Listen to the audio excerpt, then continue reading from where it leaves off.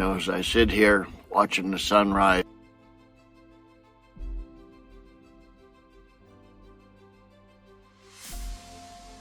I realize that I've spent most of my life chasing the sun.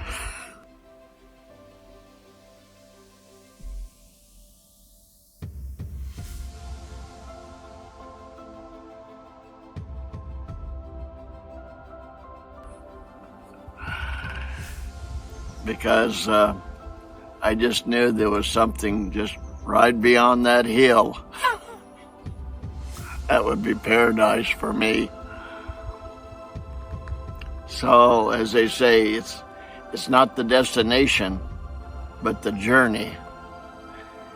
And that's what I really enjoyed in my life. My first taste of adventure was right after high school. I spent the summer in Mexico with a Mexican family, and I really enjoyed it. It just kind of gave me a taste of travel, adventure, another culture. And then after high school, I went to college, mainly to avoid the draft.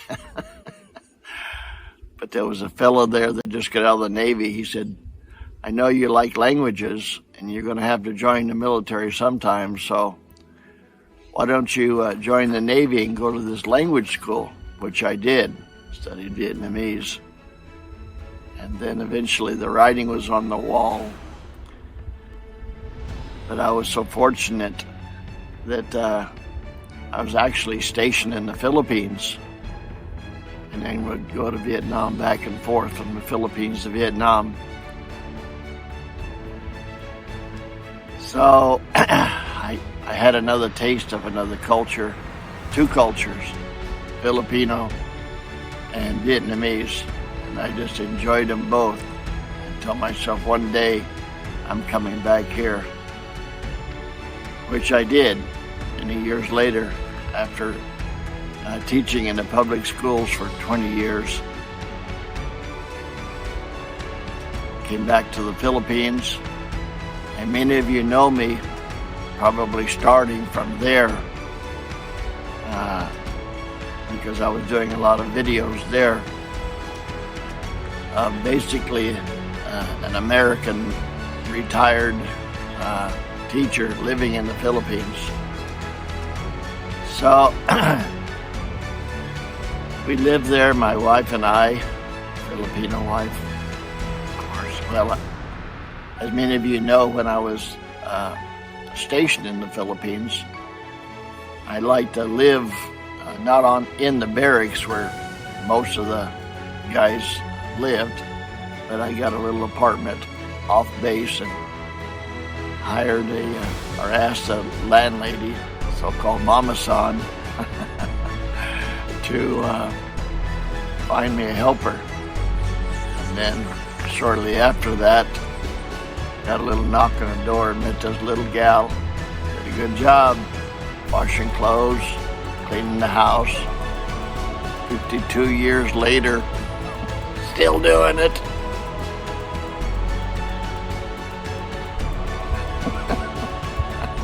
That sounds chauvinistic, but anyway, we fell in love, and still very much in love. Lived in the Philippines for 12 years, and her health began to decline, and we came back here to California, but still chasing the sun. Hello. And still have plans to move on. I've been looking at Mexico. If you've been following my videos, got my eye on Mexico. We dipped our toe in Mexico, not too far away. We're only about 20 minutes away, and I've been down there a few times. I just love it. But now the plan is we're gonna spend a month. If you followed my videos, you know I went down there for a week, but 1 week is not enough to get to know any place. because actually the first day and the last day was traveling. Getting there and coming home. So 3 days, no. So this time, and the plan is October 4th to November 4th. You're not going to believe the price of tickets to go from here to way down into Mexico. Round trip for one person, $145. Can't believe it. So of course, both of us less than $300. Can't turn that down. So that's the plan. And we'll stay in the Airbnb and just spend some time there and see. Actually, we're going to go to, there's a little place on the coast called Huatulco. It's a little pueblito, a little small fishing village, but some parts of it has been modernized, but the main part of it is still old Mexico and the culture. But I was thinking, for Gloria's sake, for her to find a soft place to land, we're going to go to where there's quite a few expats, a little place called Ajijic on Lake Chapala. And so we'll go there. She'll meet expats, get to know the people. We may stay there longer, but my plan was probably stay there a week, then go on to Huatulco, but we'll see. So that's kind of the way my life has been, play it by ear. How's that working out for you? Okay, yeah, it's been pretty good. So I hope that you follow along with me, and it's going to be a couple months before we get there, because we're going to save her money and make sure her health is.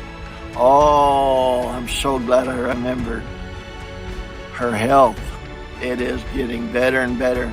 And here's the thing that a lot of you may be interested, a lot of my faithful, loyal, long-time subscribers. You know, Gloria's had a bad knee for years and years. One time, we were living in a little place called Delegat on Cebu Island. She was walking down a hill, and suddenly she goes, ah! And I'm in the house, and actually the neighbors too come out. What's the matter? My knee, my knee. So she had torn a ligament or twisted her knee or something, but she was in horrible pain. So we all put our arm around her and brought her back. Kind of reminded me of these football players that, get hurt on the field and they have to help them off the field.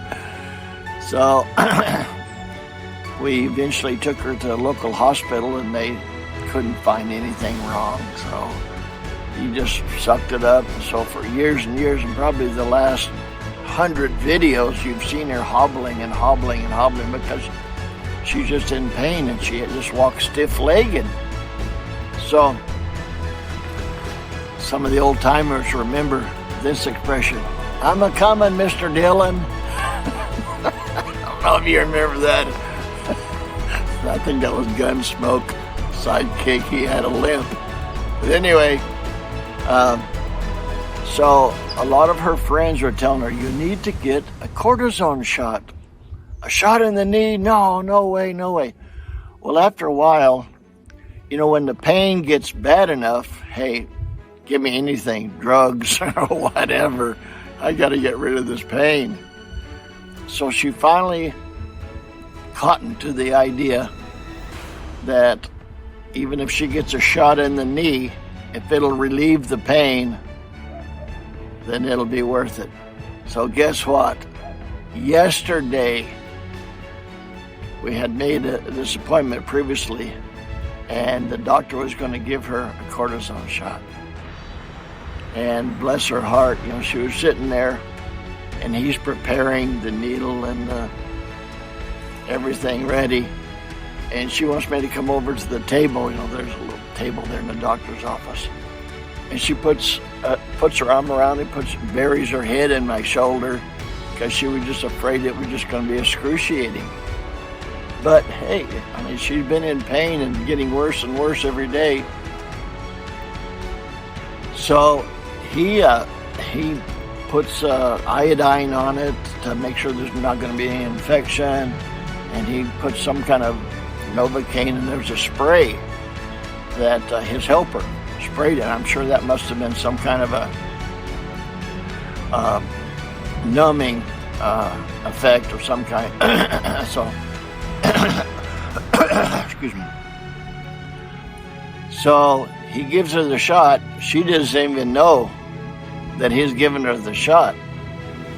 And he said, does it hurt? She said, no, but I can feel the medicine going in my knee. So after a little bit, he finishes, and he had told us previously that some people it works, some people it doesn't work. We've had friends say, it's a miracle, you know, the greatest thing since sliced bread. I go every 6 months, and of course it's temporary. That everyone has told us that 100%. That's not a permanent solution. But some have said, well, it works for about a month and I have to go back. And some people say it works for 2 weeks, and some people say, yeah, it didn't do anything. So we were hopeful, but we were aware that it possibly wouldn't work.